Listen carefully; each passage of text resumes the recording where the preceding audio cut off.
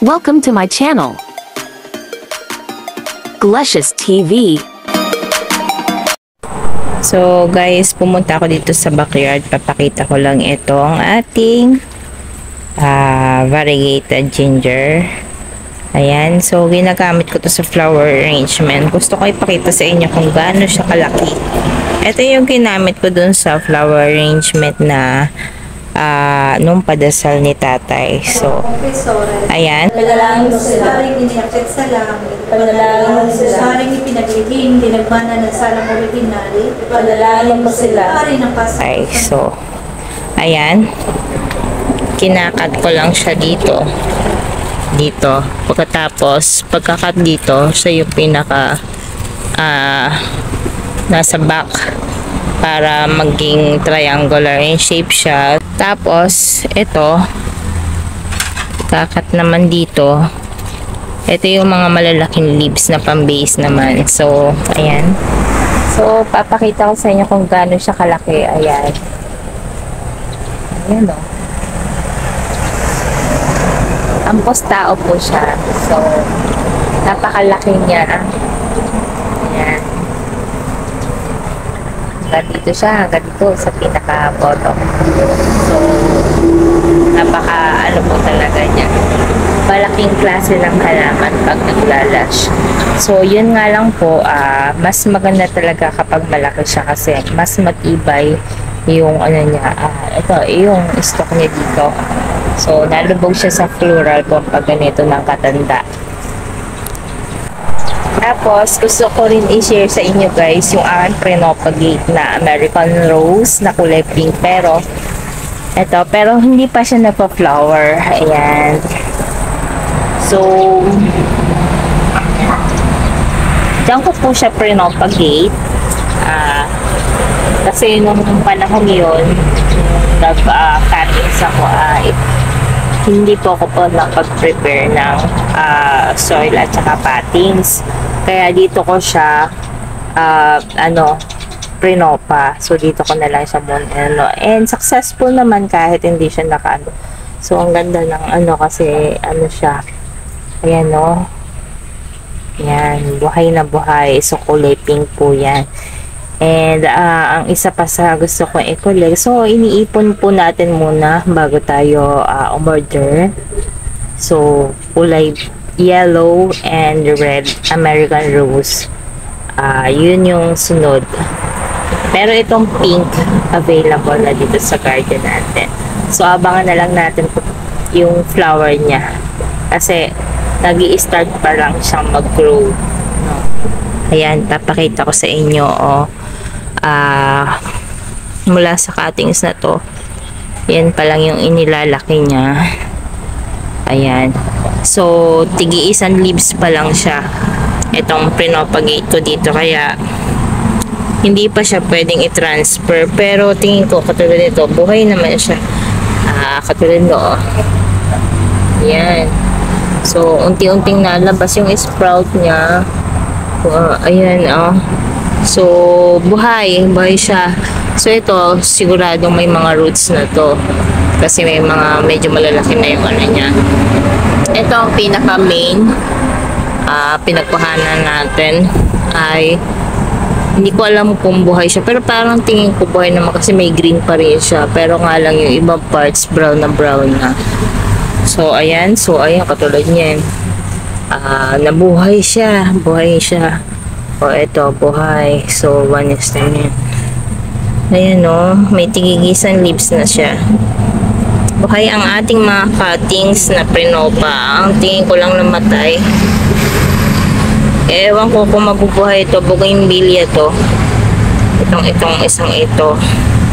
So, yung mga roses ay ayan, buhay sila. So, pang transfer sa isang araw. So, tinabuan na nga ng damo kasi ang tagal na siyang naka-implant. So, successful yung ating propagation ng pink American Rose. Yan malalaki talaga yung stem niyan kasi American Rose siya. So, ayan. So, abangan na lang po natin yung pag-giginlas niya para lumabas din yung mga flowers. Yan. So, yan o. Kitang-kita na yung mga dahon. Yan ko lang siya pinopagate. Tinusok-tusok ko lang siya dyan sa may lupa. So, yun po.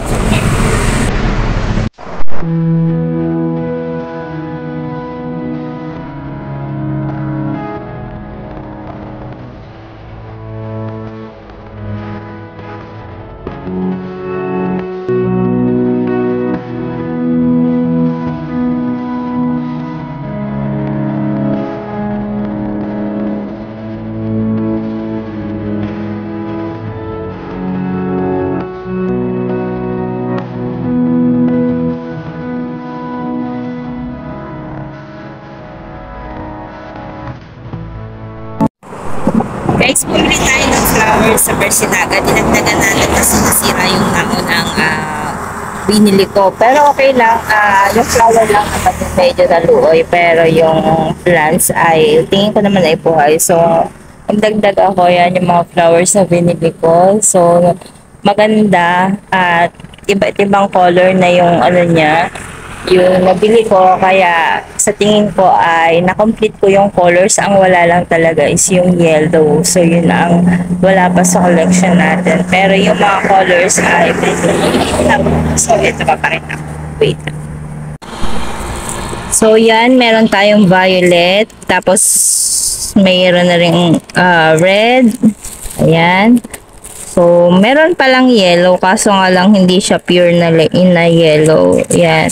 Meron siyang design na yellow flower. Tapos yan nga iba yung violet nito kaysa dun sa dito sa violet na to. At magkaiba rin sa violet na to kasi may pagka-whitish ito. Tapos ito may yellow, tapos ito dark. Tapos ito pala may yellowish din pala ako. Kaso nga lang, hindi siya yung pure na yellow. So, yun yung wala. Tapos yan, may design. Tapos, ito, maganda to kasi round. Round, ang ganda. Round. So, maganda. Yun. Round siya. Tapos, ito, ayan, so medyo na parami natin yung klase ng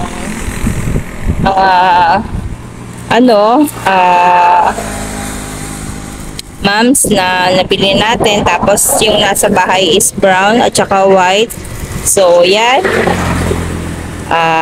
ang ganda, ang dami ko ng flowers sa garden. So successful yung ating collection for ngayong year na to. Ayan, etong mga blue na yan is insecticide daw yan para sa mga uod. Yan, kasi ang mga uod paborito ang mumps. So para hindi ma-damage, nilagyan nila ng insecticide. Ayan.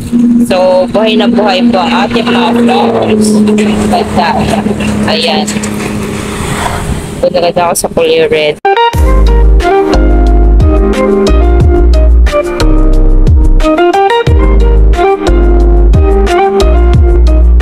So, ito po yung isa ka pa pong arrangement. This Undas. All Saints Day.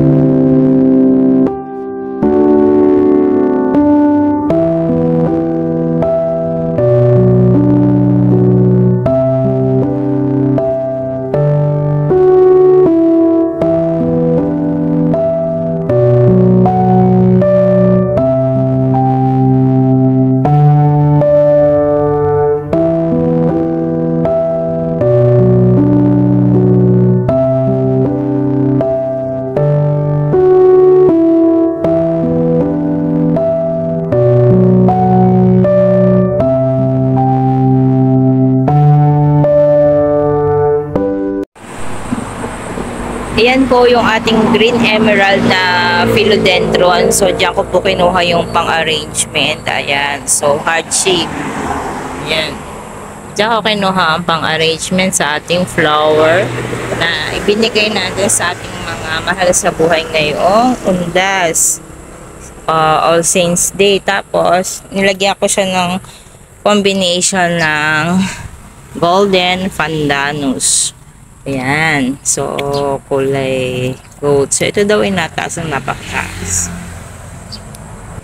Ayan. At syempre, sinamahan rin natin ng pandakaki pang base para meron siyang pang sa basement. Ayan.